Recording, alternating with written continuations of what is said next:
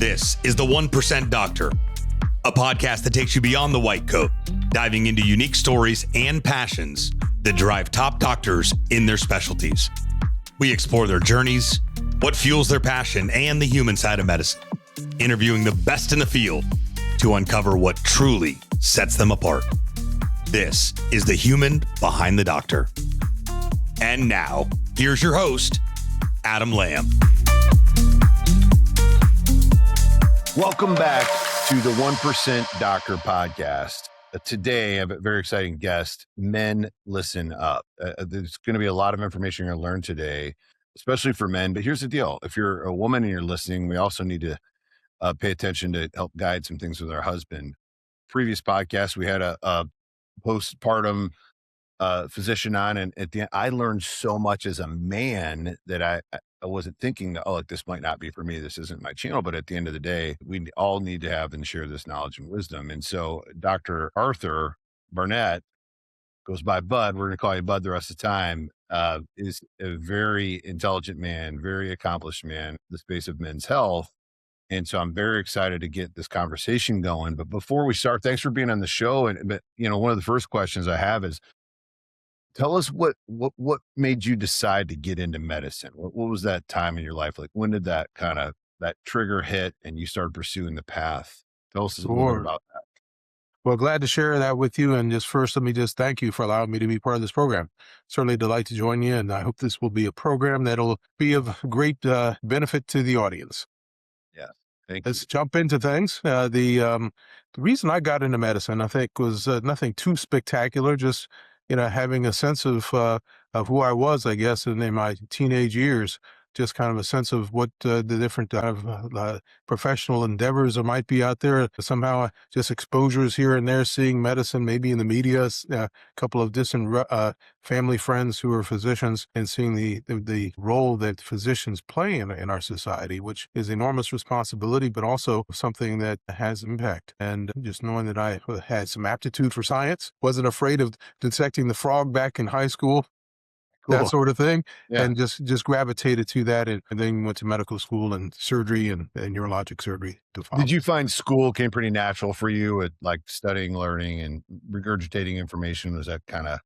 It kind of has been. And in fact, funny enough, one of the folks who helps us with keeping our offices clean came in the other day and said, "Wow, you must like to read." Just looking all around all the stuff I had. Yeah. I said, "Well, I guess that's what I've done all my life. I guess I don't know." Well, it's interesting you say that. I didn't like to read. I was not a good student, but I realized I wasn't interested in learning things I wasn't interested in. Right. Yeah. And so later in life, I was just telling someone the other day, I probably read 7 books by the time I was 30 because I did not like read. That was the story I told myself. And then I started discovering content and information that I cared about, and went and read 700 books, authored a couple books. So I think it's interesting kind of where you find your groove and go through that path. And so you're good at school, you love science. And Yeah. then going into college, when did you make a decision like medical school was your path? Well, I kind of knew that, like I said, believe it or not, in my teenage years. Cool. And then I was fortunate enough to growing up in Washington, D.C., I was able to kind of latch on to the NIH, which is nearby, Yeah. initially cleaning rat cages, and kind Wow. of move my way up. Wow, that's awesome. Okay, and so then where did you end up going to school right after that? Yeah, so I was fortunate enough to head off to Princeton for undergrad. And I had to finance it. I was the first in my family to really get to this level of education. Wow. So I financed it through the Army. I was an Army ROTC cadet, and got that financed that way. And then from there went to Hopkins Medical School, got deferments, and then a lot of reserve duty time. Was an officer, made it up to major, but then moved forward to train and stayed at Hopkins all these years. Wow, that's amazing.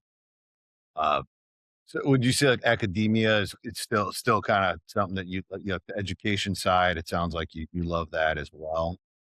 Yeah, I feel that I've been given, certain opportunities, and I seized upon them and valued them. And academia for me is again one of those awesome words. Reading, awesome word there. Mhm. Research, another awesome word.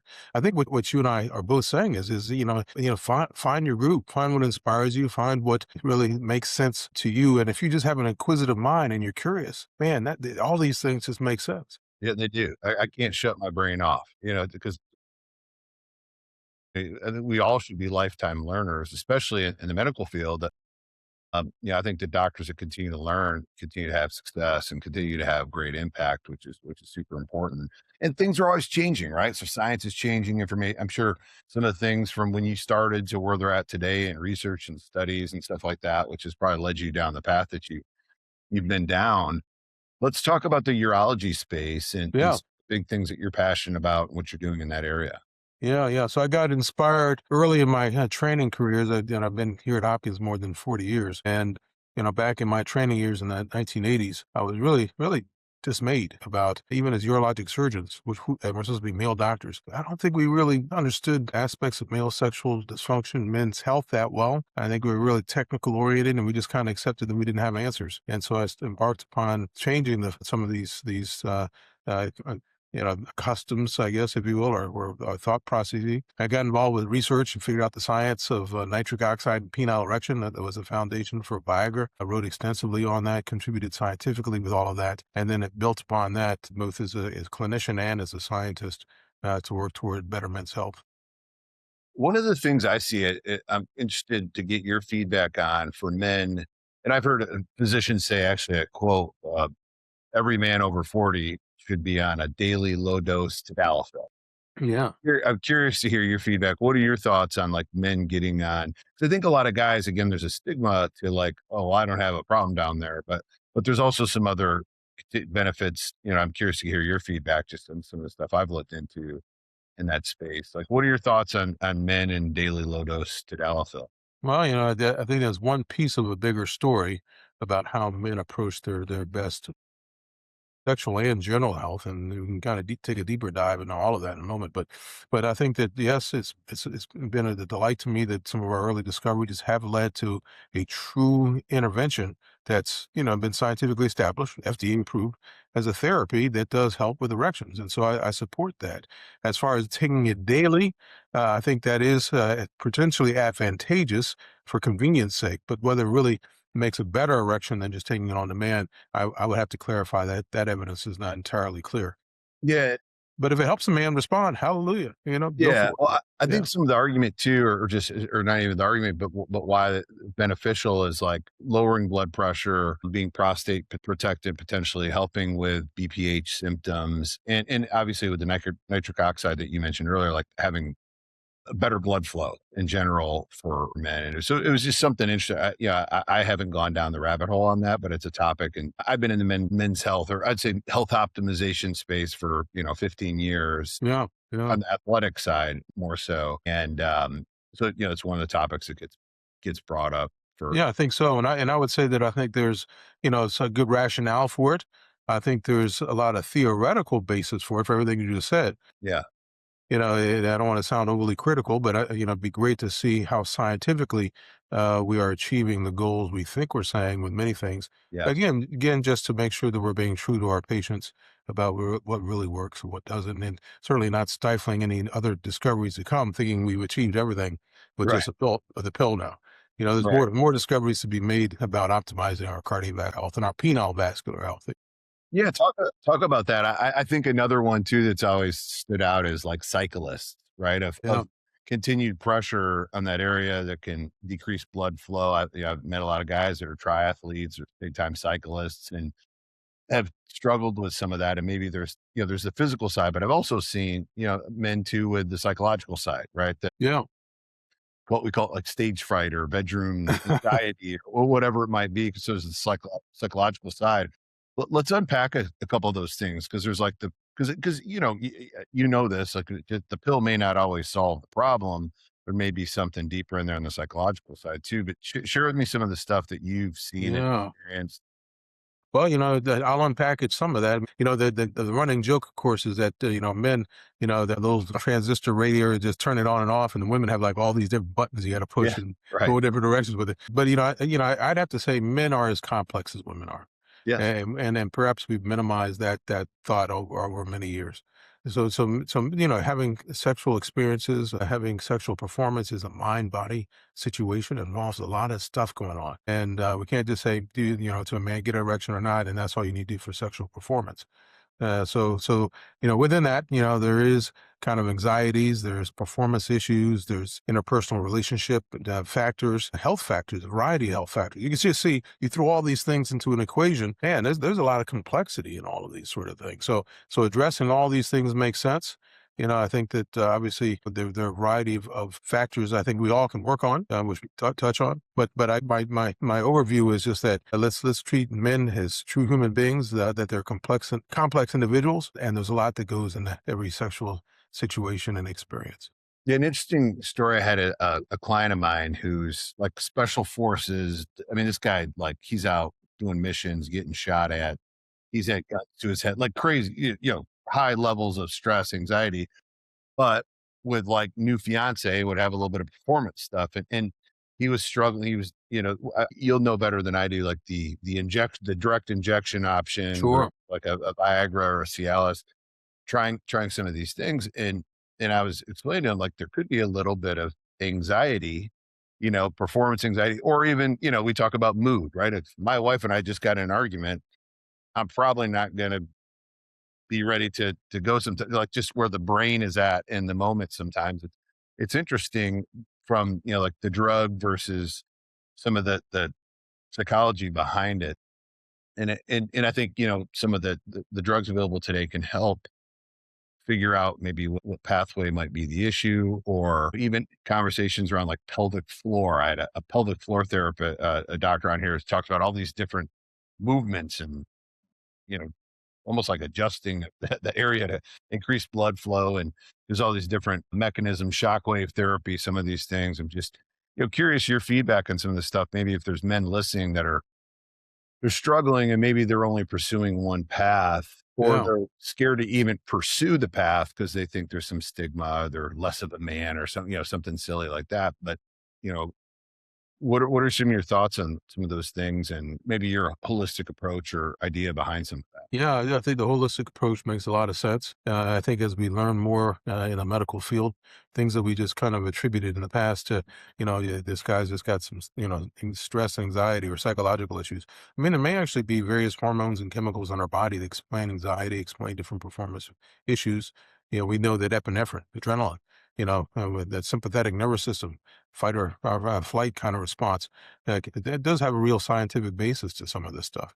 But with these new interventions coming along, I think these sound attractive. They sound exciting. I just caution the audience to know that some of these things I think still have to be studied well and understood where they really have their best role. Even though some of these have been out now a few years, from shockwave therapy to even stem cell gene therapy, all these kinds of things sound exciting. But I caution guys not to spend a lot of your money here unless you're in trials or things of that sort where it's being offered with some kind of a safe administration. Because we sort of still don't understand how some of these things really do work. And I Yeah, the want long guys, term, short yeah, term, right? so for efficacy and safety. And so I just want to make sure the guys hear some caution in some of that, even though I'm enthused and do advocate this. Yes, let's keep pushing the science. Let's push it forward. Yeah. And so I mean, so you were around the early Viagra days, the blue pill. Sure. It sounds like you were in the early scene of that. What was that like? Like, what was some of that discovery? Well, it was kind of funny, I guess in the world that I'm in, and thankful that I am a surgeon and a scientist. I'm able to kind of see, the application of good scientific thought and then bring it all the way forward, through translational trials, clinical trials, and then routine clinical, administration of things. So it was exciting to be involved with all of that. I kind of walked both sides of the street. I can recall a kind of an amusing story. When I first made some of the discovery work, I had patients calling me up from patients. And I said, I've only worked on this at the rat level. They said, well, can you send me to a veterinarian? Because I want to get busy with this stuff. I said, well, I do know some, but we're not quite right at the level of bringing this stuff to the human level just yet. But within a few years we were, and then we were able to, there was a foundation where sildenafil, which is Viagra, came aboard, and just seeing how that's transformed the field. You mentioned the word taboo and shame and all that a moment ago. And, I hope that, trying to bring these issues, out in the open and just saying, okay, let's just be real. We do have some bona fide interventions that can impact your best sexual function, that it's not a subject we need to be shamed about or have embarrassment about. Let's just talk about it. So that's another side of it, not just the science, the health advocacy side of it in general that I think has been very much delightful for me to see. Yeah, I appreciate that. I've always been a big proponent of men's health in all areas, right? Like, again, we're not just the on and off switch, like you said, and a zillion different knobs. We have those too. And I think the more open we can have these conversations and discuss that, the only bad thing is not taking action or not pursuing a potential problem to find a discovery, find relief, and the ideal outcome that you're looking for. Uh, what other studies, what other areas in that? I know you have a book as well. Talk a little Sure. bit about that. Well, I mean, I continue to work in a variety of areas. Being a surgeon from reconstructive things, I did the penile transplant we did here about 8 years ago with my plastic surgery colleagues. I'm working on novel things now with implantable electrodes in the pelvis at the time of prostate cancer surgeries, because we know that men struggle with that. And that's a big topic in itself, Yes. getting treated for prostate cancer and recovering your sexual function. So we need to improve upon these outcomes. With some books, I'm working on another book having to do with manhood. And I think that, a topic that I think we need to have a conversation about is that while we have availed to us all kinds of innovations now and ways to get these meds online or treatments, penile enhancements, other things like that, I hope that doesn't short circuit men pursuing their best health now. Yes. And that would be my emphasis to the audience here.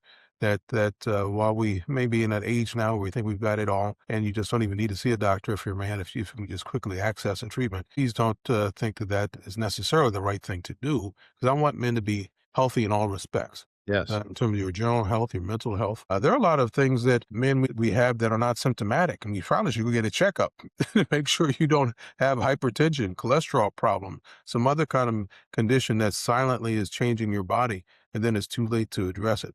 So as we address men's health, let's try to do it in an authentic way. Yeah, I echo that. I've always been a big fan of when someone comes to me with a problem or a symptom. Hey, or let's just say the erectile issue. My first question is, when's the last time you had blood work done?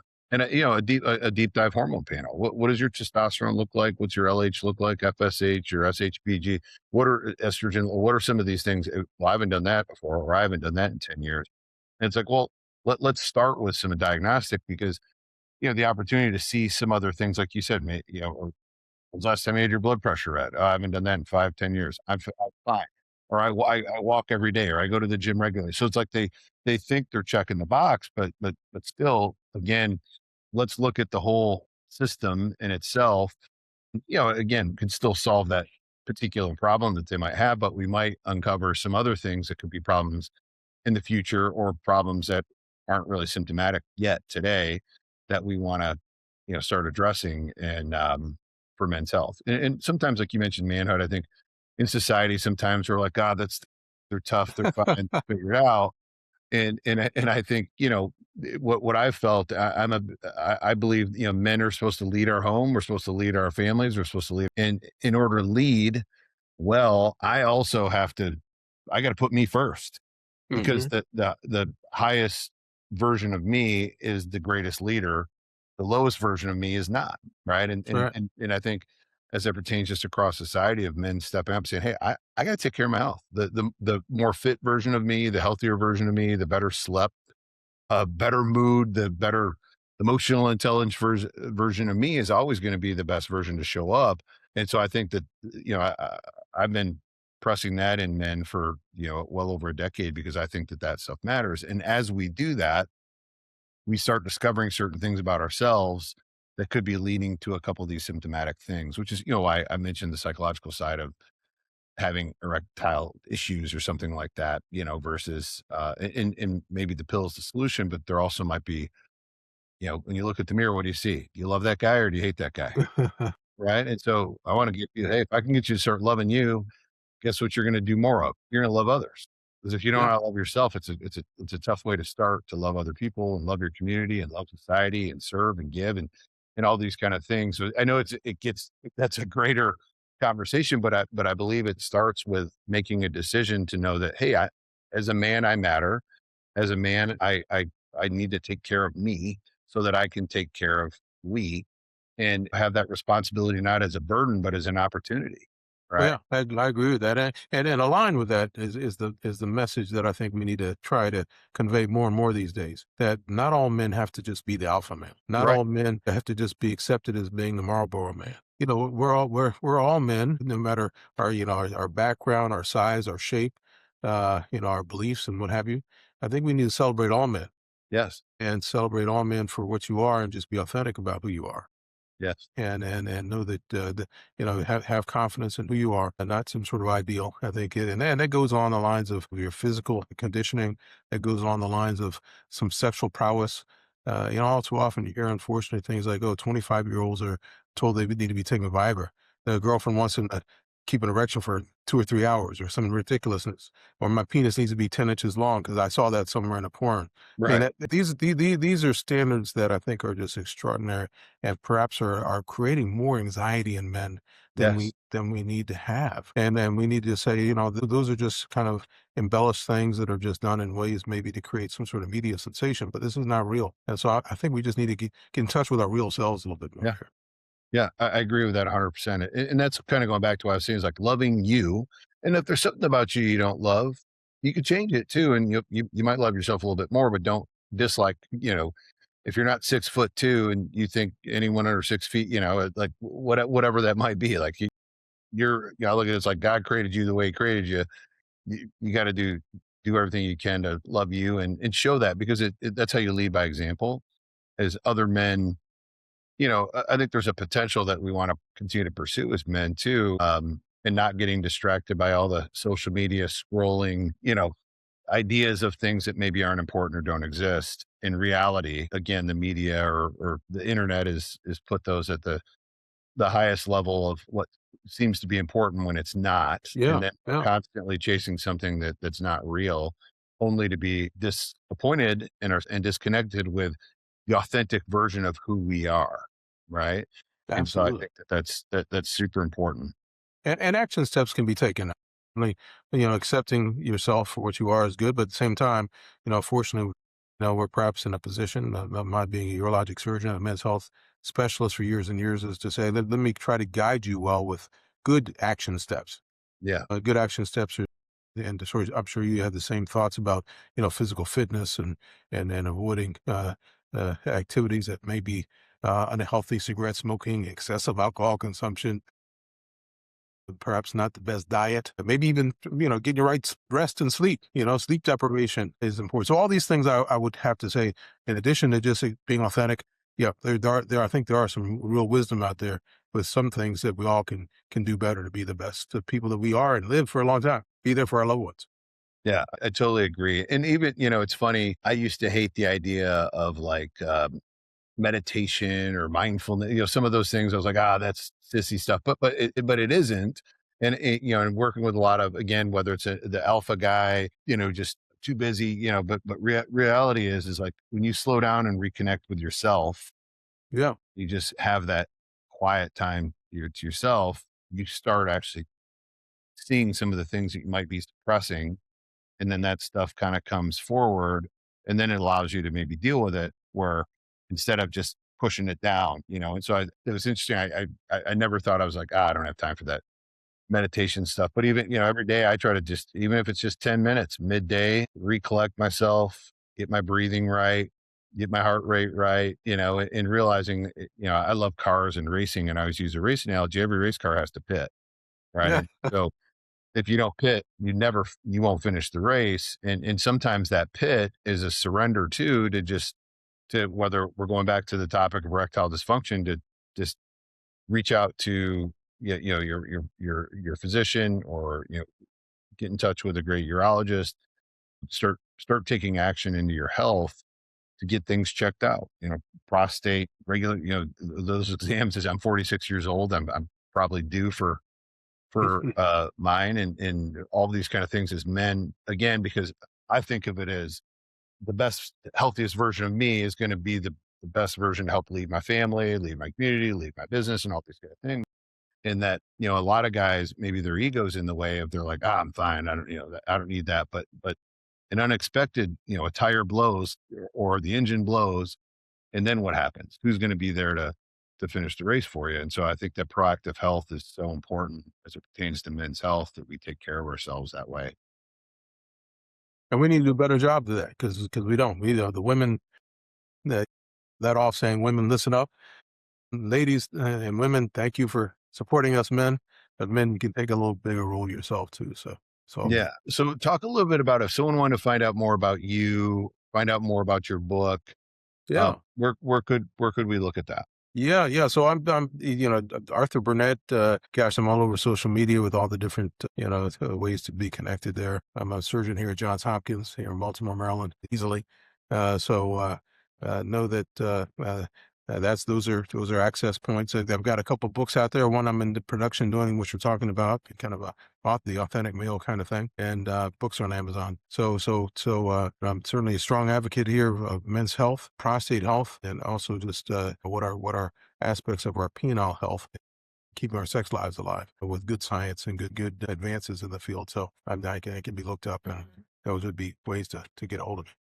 I love that. I agree with all those things. Men need to make the decision to step forward and be proactive in their health, and all of those areas that you talked about, so we can continue, and with science, man, if we just steward this ship that we've been given real well, our health span, our ability to enjoy life, like you said, like enjoying sex doesn't have to stop at 50 or 60, like having intimacy, connection with your spouse, all those kind of things can go on for a long time. Like in my head, I'd like to live to 150, right? That gives another 100 years. I don't know where's science going, but if I make the decision today to do some of the things that I know I should do, that I have a better chance than making the decision at 70 with a bad medical report, or 60 with a bad medical report, to like, I'm going to correct all the bad habits I've had for the last 20, 30 years. I think, we can make a decision today to take those steps forward and proactively pursue relationships with people like you that have been in the space for a long time, that can be awesome guides, just like you said. I love that. And be proactive with our health for men. I echo those comments. And, to me, the reward is just seeing that guys are taking better care of themselves. That's the greatest reward to me. That's awesome. Well, Dr. Burnett, I'm so grateful to have you on the show today. You have a wealth of wisdom and experience, some great stories that you're able to share too. And so thankful for that. Thankful for everybody that listened, tune in. We'll put all of Dr. Burnett's information in the show notes, so you can check him out, follow him on social, check out his books and the one he's working on. We'll keep you up to date on that. Thank you again for being on the show, Dr. Burnett. I want to thank everybody for listening. Please like, subscribe, and share this episode. You might save a man's life or help him find the life that he's living to be improved. So thank you. I'm Adam Lamb from the 1% Doctor Podcast. We will see you next time.